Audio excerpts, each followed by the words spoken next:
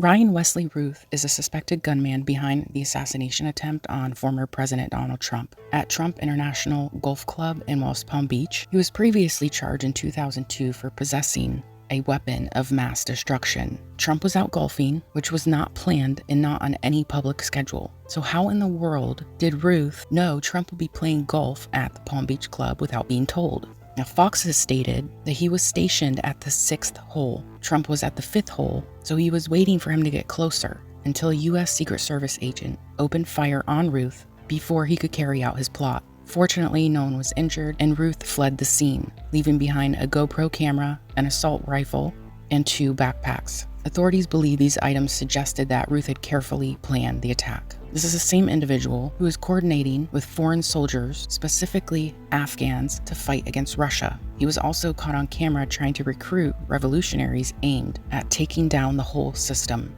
is what he said.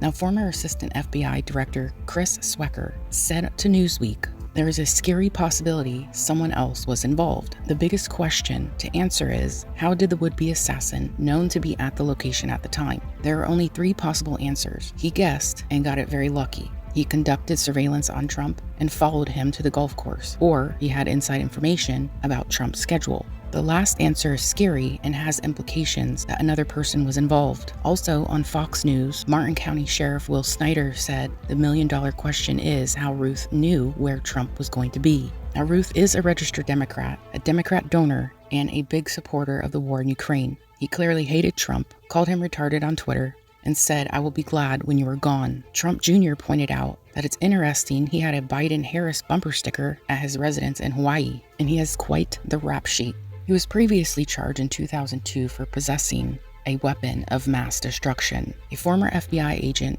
and justice contributor for News Nation, Jennifer Coffindaffer, said, essentially it's a weapon that can be used to cause a lot of damage to any sort of infrastructure or a large population. That can be radiological, that could be chemical, that could be nuclear, that could be explosive. We don't know the exact details, but this is a very serious charge. NBC News reported court records show more than 100 criminal counts have been filed against Ryan Routh in North Carolina. The exact outcome of each case was not immediately clear. On Sunday, he has been convicted on multiple charges, including driving with a revoked license, carrying a concealed weapon, and resisting an officer, a hit and run. Trump Jr. also shared this post where this woman said, "No ears were harmed, carry on with your Sunday afternoon," which he stated, "These people are fucking demented." He also shared one of Routh's ex-posts before they deleted his account, which stated to Tulsi Gabbard, "You're an idiot. Why don't you go and join Putin and Trump and be their third leg? Please leave my Hawaii. You embarrass me. Shut your stupid mouth. This is a war where people are getting slaughtered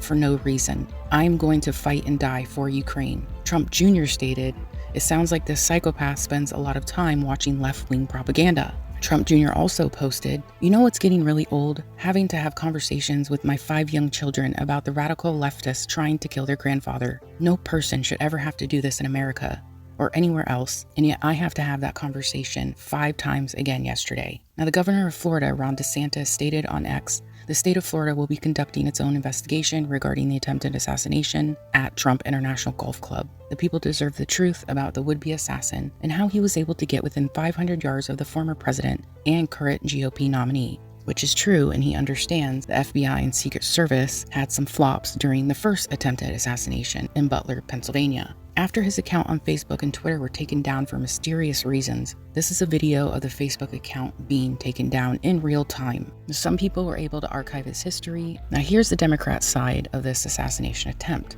NBC's headline says, "Man in custody after Trump golf incident was once convicted of possessing a machine gun." So it's just an incident, it's not like an attempted assassination. And then a local paper said, "Trump is safe after a gunfight near Florida," which it necessarily was not a gunfight, it was an attempted assassination. Meanwhile, the Democrats have villainized Trump, comparing him to Hitler multiple times on live TV and villainizing his supporters. Kamala said on X, "I have been briefed on reports of gunshots fired near former President Trump and his property in Florida. I am glad he is safe. Violence has no place in America." Dan Scavino shared this post, who's basically Trump's right-hand man, and he said, "You're so full of shit. You're not glad he is safe. It is your rhetoric that has caused this again." And lastly, Kamala had another flip-flop on guns. She said during the debate with Trump, she wouldn't take our guns away. She told Trump to stop lying about it. And then this business about taking everyone's guns away. Tim Walz and I are both gun owners. We're not taking anybody's guns away, so stop with the continuous lying about this stuff. But then the day before his attempted assassination, she posted on X, "Congress must renew the assault weapons ban." Part of my approach to this is I was a career prosecutor for most of my career. I have personally prosecuted homicide cases. I have personally looked at autopsies. I have personally seen what assault weapons do to the human body.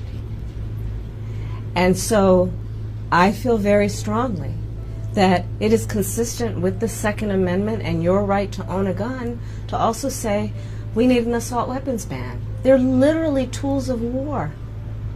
They were literally designed to kill a lot of human beings quickly. This won't be the last attempt on Trump's life.